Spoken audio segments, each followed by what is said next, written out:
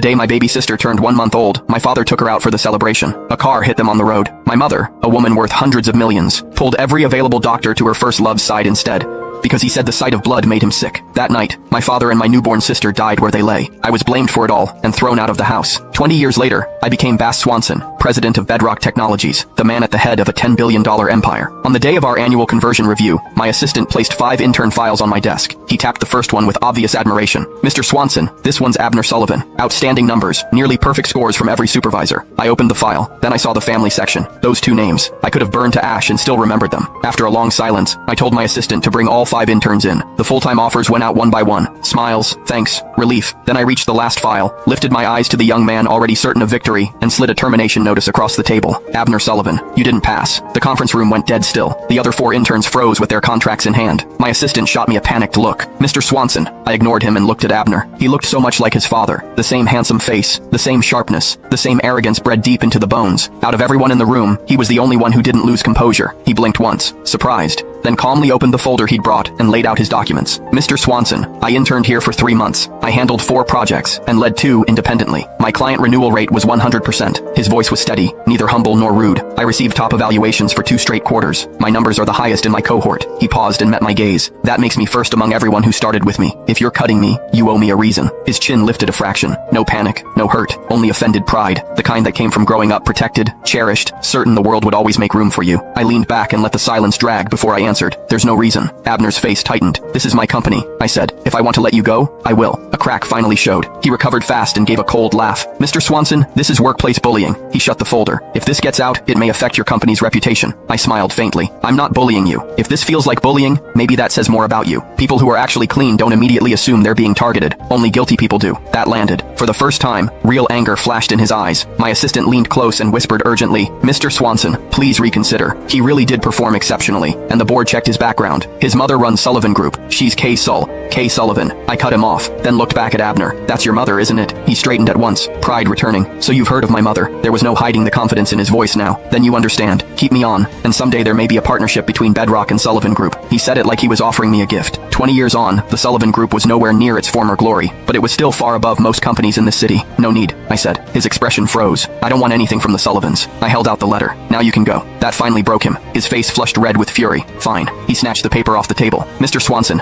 I'll remember today. I hope you won't regret it." After he left, I dismissed the other interns too. My assistant was still trying to process what he'd seen. "Mr. Swanson, why would you do that? Sullivan Group is declining. Yes, but it's still a giant. Firing the Sullivan heir in public isn't wise." "Finished?" My tone shut him up. "Make copies of every project file Abner Sullivan touched."